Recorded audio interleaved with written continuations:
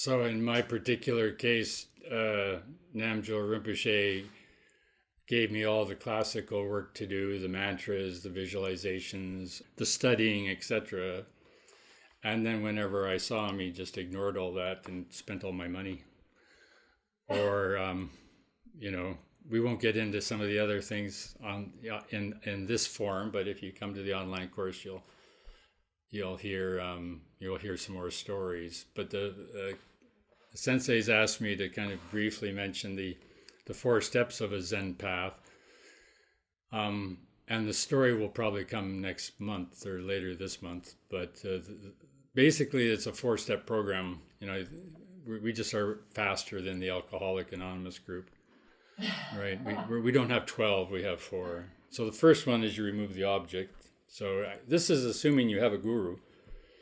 If you have a guru, the first thing that the guru needs to do, the Zen master needs to do, is remove him as an object of your attention and switch the seats so that you're actually the guru and he or she is the student. Now that's done through a trick of opportunity, a situation where you can do it spontaneously. It can't be crafted.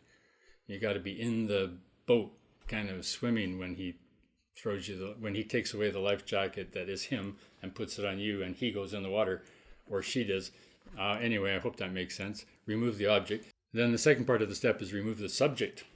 So Doug Duncan went through a long phase for 2 years of being called pretty much everything in the book that rhymes with Doug Duncan, but wasn't Doug Duncan. Drugs drunken and funks funkin', and you get the idea. Until one day in a parking lot in Innsbruck, waiting for a train that he was taking to Marseille, he just turns to me and he says, "What's Doug Duncan going to do now?" And I had no idea who he was talking about, because he had basically brainwashed me for 3 days and not recognizing my own name. Thus, the subject was removed. That was kind of funny. We laughed. And then you remove both, and then you put them both back.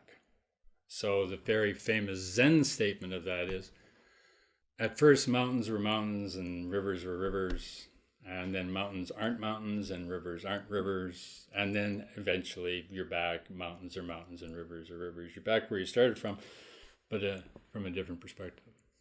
Anyway, little operative story from 1980-ish.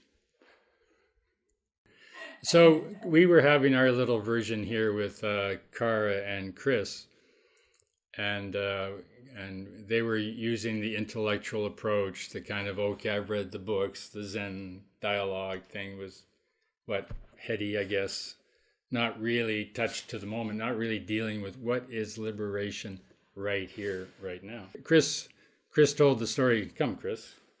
Chris told the story of an exercise that I gave in the Dharma Center of Canada at a course that Chris was at, that he's going to share with you right now. Aren't you? I am, yes. I had a very profound experience of this removing the subject.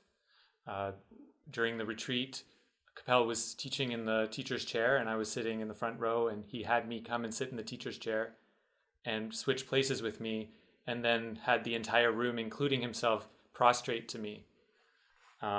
If you don't write prostrations.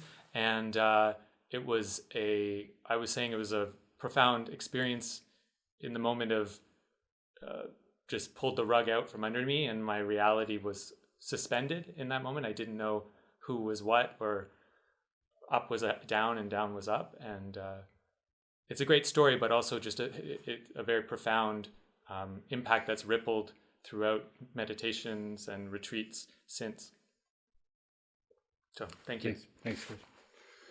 So it's a bit of the flavor. Anyway, if you want to know more, or if you already know it all, don't bother. But if you want to find out more, we got a course, 4-week online thing starting in, I don't know. This month, 25th. 25th.